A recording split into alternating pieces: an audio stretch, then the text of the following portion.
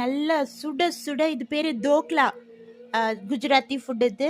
நாங்கள் நைட் ரொம்ப நேரம் ஆகும் தூங்குறதுக்கெல்லாம். அதனால எனக்கு பசிக்குதுன்னு சொன்னோன்னே எங்கள் அம்மா வந்து இது எனக்கு செஞ்சு கொடுத்தாங்க.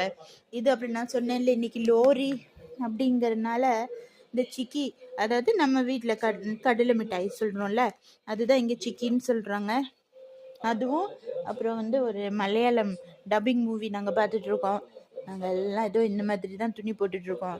எங்களோட ரேபிட் குட்டிக்கு வந்து நல்லா எல்லாம் க்ளீன் பண்ணி அதுக்கு வந்து கொத்தமல்லி எல்லாம் வச்சுருக்கோம். அது இன்னும் கொஞ்ச நேரத்தில் இதெல்லாம் பண்ணி எல்லாத்தையும் கண்ணா பின்னான்னு பண்ணி கடிச்சு துப்பி விட்டுரும்.